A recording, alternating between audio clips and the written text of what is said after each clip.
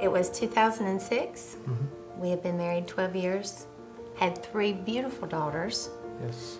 Thought we were finished. And I had an experience one day. I knew that I knew in my heart. I had had 3 pregnancies. I knew what it felt like, and I believed with all my heart that I was pregnant. But we were in a season that just wasn't going to be true. The Lord was doing a miracle in our marriage. He was healing. And I shared this with Bobby, and he said, well, that'd be just like God to heal us and give us a baby.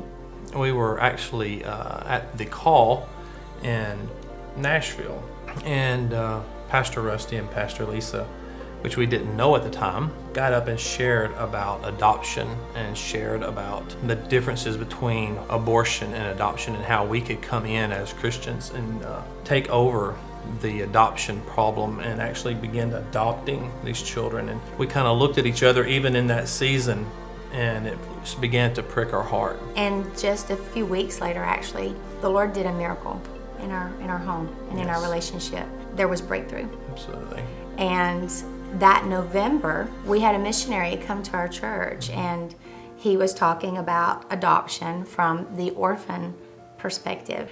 And that Sunday, the Lord said, you will have your son of promise, but you will carry him in your heart. You won't carry him in your womb. When the Lord did, when he spoke that to us, he did say for us not to go out and just try to make it happen on our own, just to wait, and that he would bring that son of promise to us. But then 2014, we were at the altar praying, and this little boy walked up to the altar, and me and my wife just immediately turned and looked at each other and said, this is him.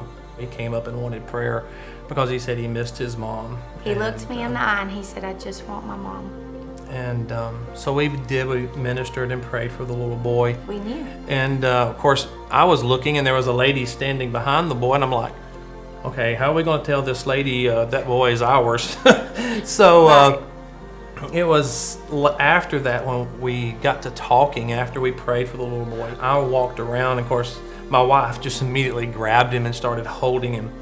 And I went around and talked to the lady who was behind him, and lo and behold, she was actually a foster mom. We were making eye contact at that point because I was looking at him like, this is my son. So after we got to talking to her and found out that she was actually the foster mom, we began the process of... Monday morning, December 15th, I called DHR and said, what do you have to do to adopt? Most people foster and then go, oh, we've fallen in love with this child, we want to adopt them.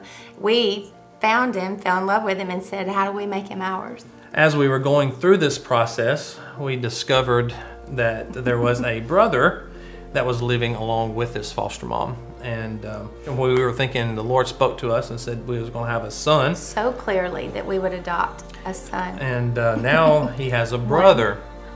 So we got our family together and said, okay, we have fallen in love with this one boy. His name was Sonny. So we talked to our family about the brother that was with him. And I'll never forget, we were talking to our youngest daughter, Nisi, and she looked at us and said, if we're not going to take him too, then why are we doing this? She was upset. She wanted both. So she wanted both. So we had then expanded our heart to be able to take in 2 little boys.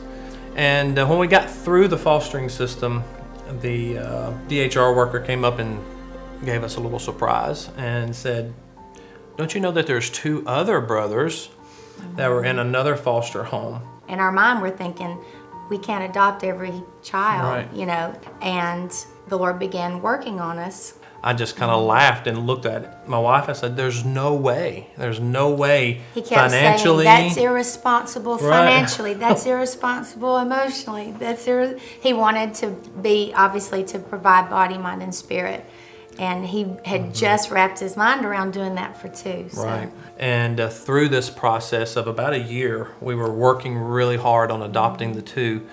And the Lord really pricked my heart. And I called her one day from work and said, okay, let's call DHR and ask them if we can just foster all 4 for 1 weekend. Just for 1 weekend and just see what happens.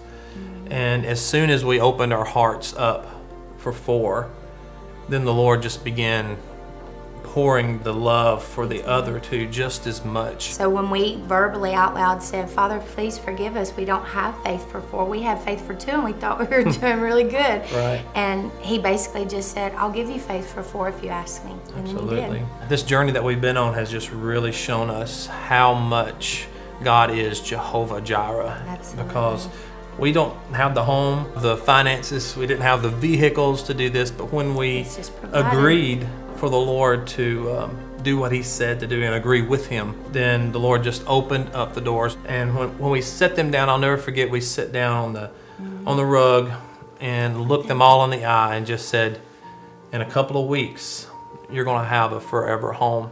And to be able to say that to these boys, to say, you are always in a family, and you have a last name of Clingan, and now their destiny has been changed and is Ours too. Yes, absolutely.